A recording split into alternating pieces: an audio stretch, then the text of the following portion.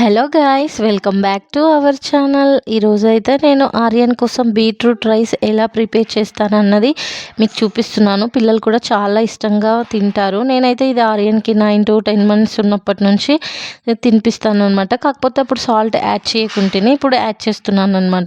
చాలా బాగుంటుంది. తప్పకుండా మీ పిల్లలకు ట్రై చేసి పెట్టండి, చాలా ఇష్టంగా తింటారు. ఫస్ట్ అయితే రైసు నేను ఇక్కడ ఎర్రకంది పప్పు తీసుకున్నాను. మీకు కావాలంటే పెసరపప్పు కూడా తీసుకోవచ్చు. నేను అది లేదా ఇది రెండిట్లో ఏదో ఒకటి తీసుకుంటాను అనమాట. 2 times మంచిగా వాష్ చేసుకొని మనకు కావాల్సిన వాటర్, అంటే ఎక్కువ వాటర్ తీసుకోవాలి. మీరు ప్రెషర్ కుక్కర్ ఉంటే అందులో కూడా పెట్టుకోవచ్చు. కాకపోతే నేను ఎప్పుడైనా అలా కుక్కర్లో ఎప్పుడు చేయలేదు. ఇలాగే సిమ్లో పెట్టి కుక్ చేస్తాను. 20-25 minutesలో మంచిగా మెత్తగా కుక్ అయిపోతుంది. తర్వాత బీట్రూట్ ఇలా కట్ చేసుకొని తర్వాత దీన్ని సన్నగా ఇలా తురిమేసుకోవాలన్నమాట. తురిమేసుకున్న బీట్రూట్ అందులో వేసేసుకోవాలి. కొంచెం పసుపు, ఉప్పు కూడా యాడ్ చేసుకోవాలి. మీకు కావాలంటే అందులో వెల్లుల్లి కూడా వేసుకోవచ్చు. నా దగ్గర వెల్లుల్లి లేదు ప్రెజెంట్, కాబట్టి స్కిప్ చేశాను. లేదంటే నేను వెల్లుల్లి వేస్తాను. అల్లం వెల్లి పేస్ట్ కావాలనుకుంటే కూడా అల్లం వెల్లి పేస్ట్ కూడా యాడ్ చేసుకోవచ్చు అనమాట.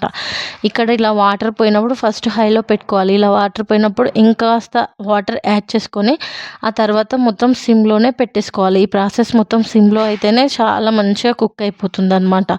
సిమ్లో పెట్టేసుకుంటేనే ఉడుకుతుంది. లేదంటే వాటర్ అన్నీ వెళ్ళిపోతాయి హైలో పెట్టుకుంటే.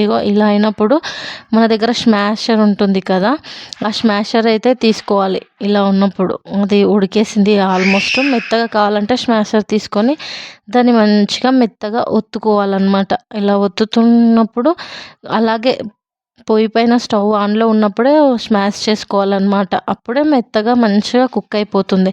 అలా స్మాష్ చేసుకున్న ఇంకొంచెం సేపు స్మాష్ చేసుకున్న తర్వాత అలాగే పొయ్యి పైన ఉంచుకోవాలన్నమాట. ఇంకాస్త మంచిగా ఉడికేంత వరకు ఇంకొంచెం సిమ్లోనే పెట్టి ఉడికించుకోవాలి. ఆ తర్వాత తీసేసుకుని పిల్లలకు తినిపించవచ్చు. నెయ్యి యాడ్ చేసుకోండి. నెయ్యి యాడ్ చేసుకుంటే పిల్లలు కూడా ఇష్టంగా తింటారు.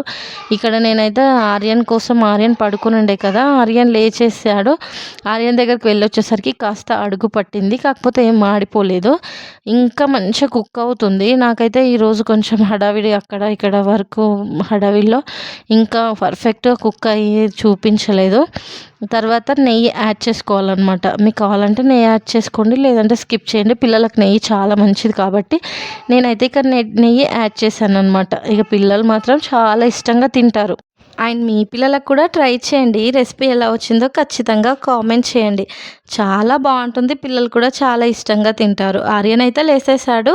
లేవగానే కాస్త వాటర్ ఇచ్చాను. వాటర్ తాగిన తర్వాత చూడండి ఎలా తింటున్నాడో. చాలా ఇష్టంగా తింటాడు ఆర్యన్ అయితే.